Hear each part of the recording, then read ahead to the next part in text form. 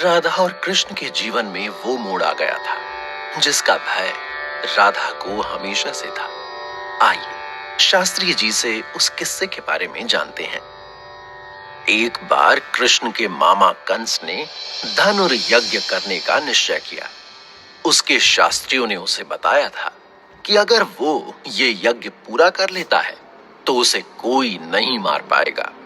इस यज्ञ के लिए उसने कृष्ण और बलराम को भी आमंत्रित करने की योजना बनाई ताकि कृष्ण को मथुरा बुलवाकर वो उन्हें मरवा सके। उन्हें नंदगांव से लाने के लिए उसने अक्रूर से कहा। अक्रूर भी रिश्ते में कृष्ण का दूर का मामा ही लगता था। उसने कृष्ण के बारे में बहुत सुना था। वो उनसे एक बार मिलना भी चाहता था। इसलिए जब कंस ने उसे कृष्ण के लाने का कार्य सौंपा तो वो प्रसन्न हो उठा और फौरन नंदगांव के लिए निकल गया। उधर कृष्ण को अक्रूर के आने का एहसास हो गया था। वो इस बारे में राधा को बताना चाहते थे, लेकिन राधा के माता पिता ने लोगों की बदनामी के डर से उनके कृष्ण से मिलने पर रोक लगा दी थी। वो अपने ही घर में कैद थी। उनके अकेलेपन को कम करने के लिए वृषभानु ने सिर्फ उनकी 8 खास सखियों को घर में आने जाने की इजाजत दे रखी थी। मगर अगर कृष्ण को राधा से मिलना है तो उन्हें कौन रोक सकता है। वो एक गोपी का वेश भरकर राधा से मिलने गए। वो अक्सर ऐसे ही गोपा देवी बनकर राधा से मिलने जाया करते थे। इसलिए उन्हें देखकर राधा की मां ने उन्हें राधा से मिलने से रोका नहीं। जब वो राधा के कक्ष में पहुंचे तो उन्होंने देखा कि राधा पलंग पर गुमसुम बैठी हुई है। उन्होंने कक्ष में दबे पांव प्रवेश किया और हौले से राधा के कान में बोले, क्या अपनी मुस्कुराहट कहीं रखकर भूल गई हो राधा। राधा कृष्ण को अपने समीप पाकर झट से चहक उठी और उनके हृदय से लगकर बोली, राधा की मुस्कुराहट भी कृष्ण है, राधा की आंखों की चमक भी कृष्ण है, राधा की सांसों की डोर भी कृष्ण के हाथों में है। राधा को जीने के लिए कृष्ण की आवश्यकता है। राधा को आवश्यकता हो और कृष्ण ना आए, ये होना तो असंभव है। कृष्ण की बात सुनकर राधा थोड़ी गंभीर हो गईं और बोली, हमारे अलग हो जाने के पश्चात भी क्या कृष्ण राधा की आवश्यकता के समय उसके पास चला आएगा?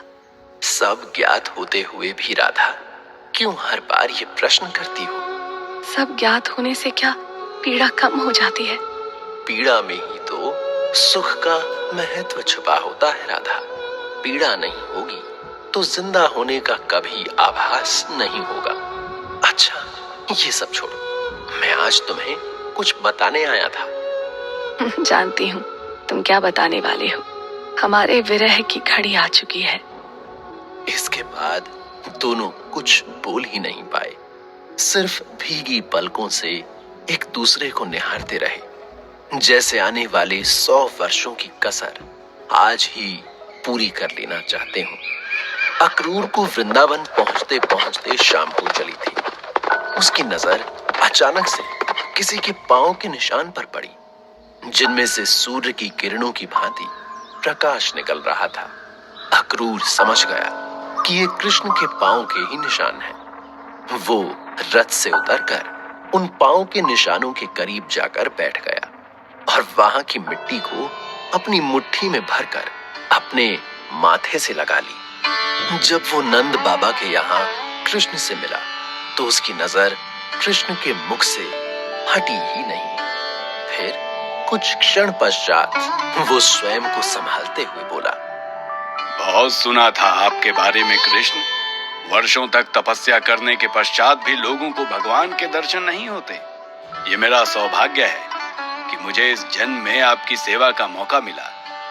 कृष्ण मुस्कुराते हुए बोले, हम कल भोर में मथुरा की ओर प्रस्थान करेंगे। मैं नहीं चाहता कि इस बात की खबर गांव में किसी को लगे भी, वरना हमारा यहाँ से जाना आसान नहीं होगा। अगले दिन कृष्ण निकलने से पहले आखिरी बार वृंदावन देखने गए।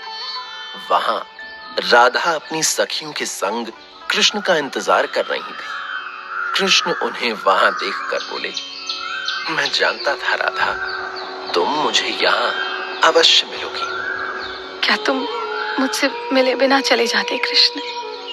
विरह की इस घड़ी का भार दोनों के हृदय को चोट दे रहा था। दोनों ही बहुत कुछ कहना चाहते थे, मगर कह नहीं पा रहे थे। उनके होंठ चुप थे, मगर उनकी आंखें आपस में मूक संवाद कर रही थी। थोड़ी देर पश्चात कृष्ण ही चुप्पी तोड़ते हुए बोले, मैं जा रहा हूं राधा, तुम अपना ख्याल रखना। मैं ऐसा वचन तुम्हें कैसे दे दूं जिसे पूरा करना मेरे नियंत्रण में नहीं है। ये 100 वर्ष यूं ही गुजर जाएंगे राधा। मुझे तुम्हारी याद आई तो? मेरा ध्यान कर लेना, मुझे अपने हृदय में ही पाओगी। मुझे तुम्हें देखने का मन हुआ तो? तुम अपनी आंखें बंद करोगी तो मुझे अपनी आंखों के सामने पाओगी। मुझे तुम्हारे साथ रास करने का मन हुआ तो? मेरा सिर्फ शरीर यहाँ नहीं होगा राधा, मैं हृदय से हमेशा तुम्हारे पास हूँ। इस वृंदावन के हर एक कण में हूँ। अगर मेरा तुम्हारी बांसुरी सुनने का मन हुआ तो? राधा के बिना कृष्ण की बांसुरी से भी कोई सुर नहीं निकलेगा। मैं ये बांसुरी तुम्हारे पास ही छोड़े जा रहा हूँ राधा।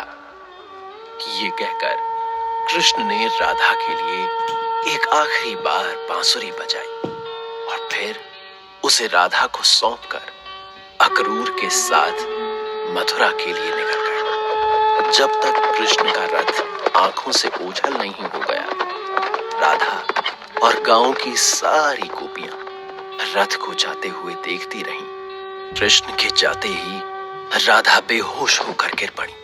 कृष्ण के साथ साथ उनकी आत्मा भी कृष्ण के साथ ही चली गई थी।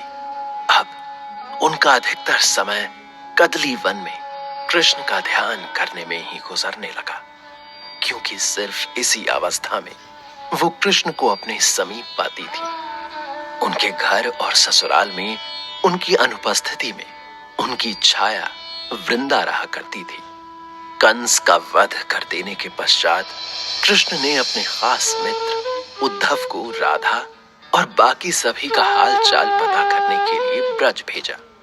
उद्धव ने कृष्ण से राधा और गोपियों के बारे में बहुत कुछ सुन रखा था, इसलिए उसका भी बहुत मन था उन सभी को देखने और जानने का। गोपियों की नजर जब उद्धव के रथ पर पड़ी तो उन्हें एक क्षण को ऐसा लगा कि कृष्ण लौट आए, लेकिन जब उन्होंने उद्धव को रथ से उतरते देखा तो वो सब मायूस हो गई। राधा की एक सखी ने उद्धव के समीप जाकर पूछा, तुम यहाँ क्यों आए हो उद्धव? क्या कृष्ण ने तुम्हें भेजा है? अगर कृष्ण को हम सभी की इतनी फिक्र थी तो वो हमें छोड़कर गया ही क्यों? क्या वो नहीं जानता कि राधा उसके बिना बिन जल मछली की तरह तड़पेगी? मुझे कृष्ण ने तुम सभी का हालचाल लेने ही भेजा है, विशेषकर राधा का। उन्हें भी तुम सबकी बहुत याद आती है। राधा के बिना उन्हें भी एक पल सुकून नहीं मिलता। क्या तुम मुझे राधा से मिलवाने ले चलोगी? राधा की सखी ने सिर हिलाकर उद्धव को अपने पीछे आने का इशारा किया।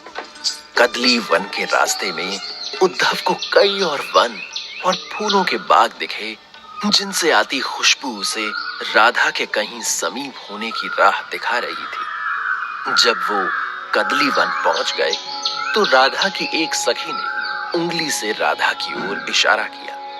उद्धव ने देखा कि राधा एक कोने में आंख बंद करके लेटी हुई है। उन्होंने सफेद रंग की साड़ी पहनी हुई थी। उनके शरीर पर कोई आभूषण नहीं था।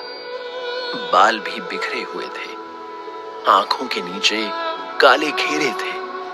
होंठ भी फटे फटे दिखाई दे रहे थे। वो लेटे लेटे सिर्फ कृष्ण का नाम पुकार रही थी। उद्धव को देखकर उनकी एक और सखी ने राधा के चेहरे पर जल की बूंदें छिड़क कर उन्हें उठाया। उद्धव हाथ जोड़ते हुए उनके समीप ही बैठ गया और बोला, मैं कृष्ण का मित्र उद्धव हूँ राधा। कृष्ण ने क्या जानने के लिए तुम्हें यहाँ भेजा है उद्धव? क्या उसे नहीं पता उसके बिना मेरा क्या हाल होगा? लेकिन अब जब तुम यहाँ आ ही गए हो तो मेरा ये संदेश कृष्ण तक पहुंचा देना। उससे कहना उसके बिना सब वैसा ही है जैसा वो छोड़ कर गया था।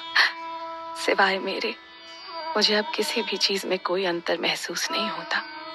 मेरे लिए घर, गांव और जंगल सब एक जैसे हैं।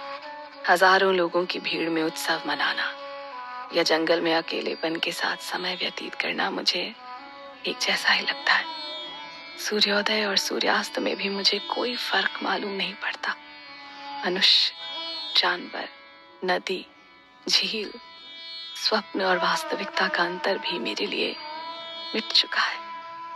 समाज और रिश्तों के बंधन से दूर मैं यहाँ आंखें बंद करके सिर्फ कृष्ण का ध्यान करती रहती हूँ। कृष्ण के जाते ही मेरी खुशियां भी मुझसे दूर हो गई। प्रकृति में भी मुझे रस अब महसूस नहीं होता। जीने का कोई उत्साह ही नहीं रहा। राधा का शरीर तो जिंदा है, लेकिन मेरी आत्मा, मेरा कृष्ण इसमें मौजूद नहीं है। मुझे यहाँ की हर वस्तु में या तो कृष्ण दिखते हैं या कुछ नहीं। उद्धव ने लौटकर जब कृष्ण को राधा का हाल सुनाया तो उनकी आंखों से अनवरत आंसू बहने लगे। उद्धव ने उनसे कहा, एक बार जाकर राधा को देख क्यों नहीं आते? आप राधा को अपने से दूर करके उसके साथ अच्छा नहीं कर रहे। तुम्हें क्या लगता है कि राधा से दूर रहकर मैं नहीं तड़पता? लेकिन अगर मैं वहां गया तो कभी लौट नहीं पाऊंगा। ये राधा और मेरे प्रेम की परीक्षा है जो हमें देनी ही पड़ेगी। श्री दामा के श्राप को हमें जीना ही पड़ेगा। लेकिन मैं अब से उससे प्रतिदिन स्वप्न में अवश्य मिलूंगा। ये पूरा किस्सा जानकर प्रिया ने शास्त्री जी से पूछा, शास्त्री जी, राधा और कृष्ण अनंत काल से एक दूसरे के साथ हैं, तो क्या राधा कभी माँ नहीं बनी? आज तक मैंने इस बारे में कुछ नहीं सुना। इस बारे में एक कथा तो प्रचलित है। एक बार गोलोक में राधा गर्भवती हुई थी, लेकिन गर्भावस्था को लेकर उनके मन में न जाने क्या क्या भय बैठ गया और उन्होंने अपना भ्रूण निकालकर ब्रह्मांड में यूं ही छोड़ दिया। इस बात पर कृष्ण ने उनसे क्रोधित होकर उन्हें जीवन में फिर कभी मां ना बनने का श्राप दिया था। अपने प्रेम को इतनी कड़ी सजा वो कैसे दे पाए? क्रोध किसी को नहीं छोड़ता। इस पर कृष्ण का कहना है कि क्रोध दूसरे की गलती की सजा खुद को देना है। राधा को कृष्ण के अलावा और सबसे अधिक प्रिय क्या था? कमल के फूल और हाथ का आईना। अब इसके आगे क्या बताएंगे आप? 100 वर्ष बाद राधा और कृष्ण की मुलाकात और राधा की पृथ्वी से वापसी के बारे में।